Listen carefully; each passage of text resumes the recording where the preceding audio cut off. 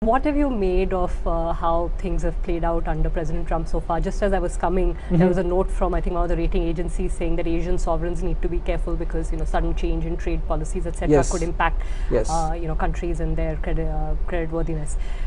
It hasn't been comforting his first few weeks. Yeah, I think his policies are not necessarily comforting for Asia in particular, given their trade dependence. And no matter how much we all talk of the rising importance of China, the truth is the ultimate destination for Asian exports remains the United States. I mean, the Bank for International Settlements in its annual report for 2015-16 reiterated that still the United States is the final consumer of choice for Asian exporters. So if the United States is going to sort of become more closed, then definitely Asian sovereigns with their dollar debt, especially post 2009, will have a problem on their hands.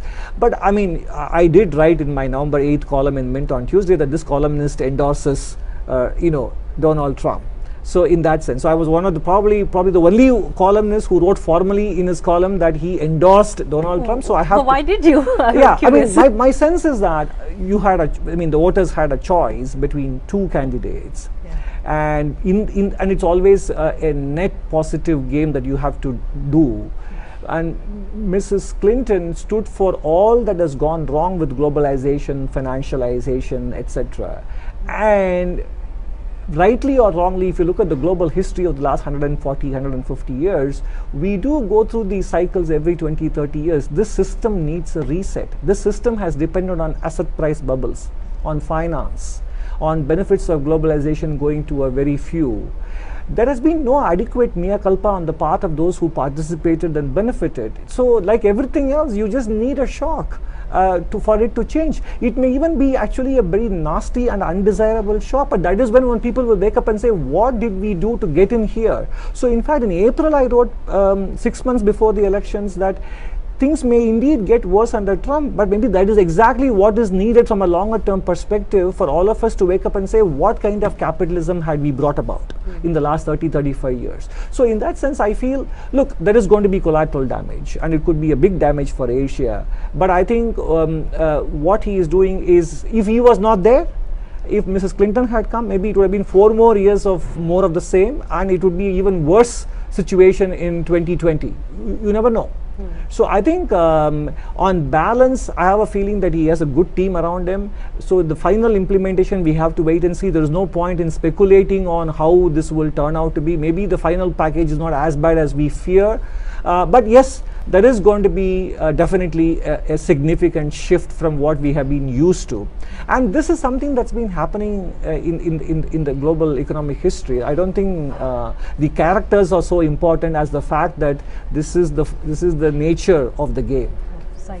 Of the cycle. How important will the US-China relationship end up being for us, particularly from a currency standpoint? I mean, I think. Yeah.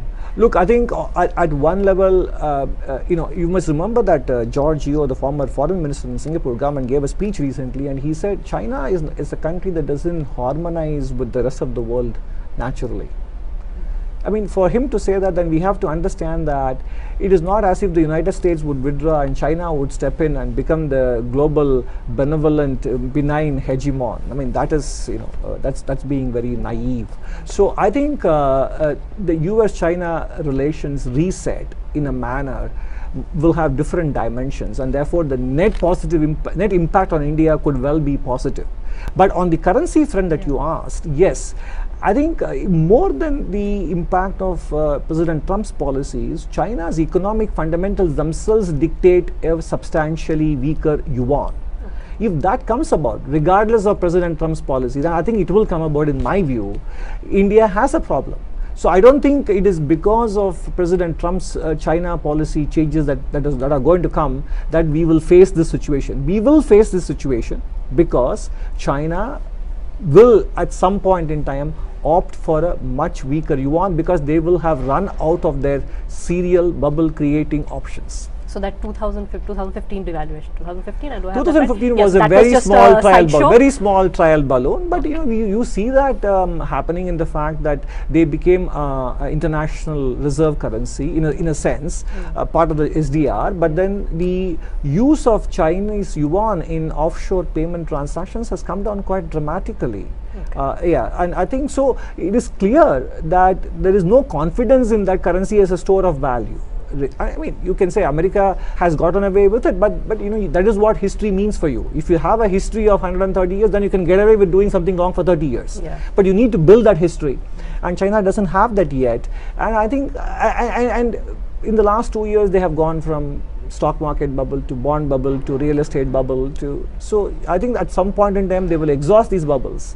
And the bond market will strike at giving them the money, and the only option left when you are facing with a massive domestic demand contraction or slump is to opt for an external devaluation. And I think that is why, regardless of what the new administration in the United States does, a yuan devaluation is a prospect that India must get used to and accept. The only answer is productivity, productivity and productivity. There is no other shortcut. It's not letting our exchange rate devalue, because we are not devalue but depreciate. I mean, some would say we are overvalued, but it's a tough one to. No, I don't think we are overvalued. Yes, I mean, you can always argue that the rupee is overvalued because we run an inflation rate of about 5 to 6% now, and before that it was about 7% on an average over the last 25-30 years or even longer. So if you have an inflation rate of 7% and the United States inflation rate on average is about 2%, then your currency on average should depreciate by 5% every year, and that is what has been happening. But because in the last 3 years it has not depreciated by 5% against the US dollar bilaterally, then you could argue it's overvalued right now. So the underlying problem is the inflation, the tendency to generate inflation, which again comes about because our production system is so fragmented. I think that is where the answer is, not in constant depreciation, which is what Spain and Italy had done before 1999, but they didn't become prosperous. So in that sense, it links back to what the RBI is trying to do, which is, bring inflation down to I would think so. I think we do need a mix of tough medicine, and I think from time to, I mean, it's always easy to resort to a weaker currency to solve your export problem, which we know it doesn't solve except in the very short term, and that too under very special assumptions. In fact, recent literature says the supply chain evolutions have actually reduced the impact of exchange rate depreciation on export volumes. It is not as high as it used to be before. The sensitivity has gone down. So given that, I think this is sort of a reflexive, unquestioning reliance on exchange rate depreciation to bail oneself out. I think it's probably the game is over, and maybe just as demonetization, the Chinese yuan devaluation is another shock that we need. We'll wait and see.